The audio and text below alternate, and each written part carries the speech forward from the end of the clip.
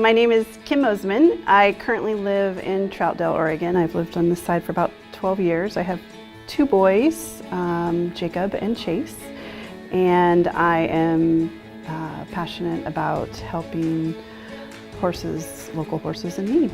Well, Labor Day weekend, I took a rare vacation, my youngest and I, and we got back from rafting late that Sunday night, and I'd heard about the Eagle Creek fire on the radio and the hikers needing to be rescued.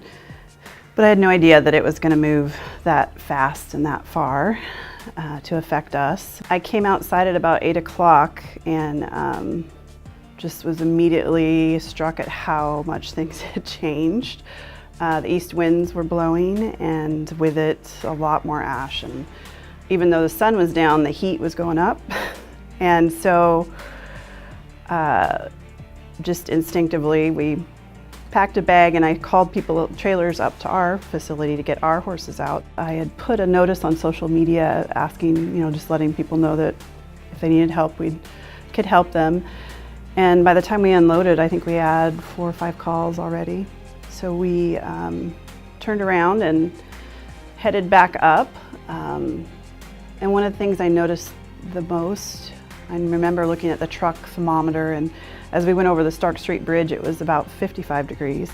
And by the time we had gone a few miles up to the first pickup, it was 95 degrees, just within a little bit of distance. So I woke up some of my board members and invited them to stay up all night with me, and they fielded phone calls and got information. People needing help, people offering help. They would send me the information of what type of animals, how many, how narrow the driveway was, and then matching that up with the people that could handle those animals and get them in trailers, and how many trailers, and not get stuck on driveways, and figuring out where they were going. I mean, there were over 500 animals, and I think about 70 were horses. The rest were everything under the sun. There were emus, there were pigs, there were cows, there were sheep, there were goats, chickens. We had a trailer full of chickens. There were 75 different trucks and trailers. We had over 600 phone calls, 1,000 texts, 500 Facebook messages. Just a huge response, not only in need, but in people offering to help. So we were fortunate that there were people that were not only horse people, but livestock people. Just the skills and the knowledge about all those different species is a little tricky. The evacuation was one thing, but then we had those animals to take care of for 2 weeks. To maintain that staff 24 hours a day for that period of time really took some diehard volunteers.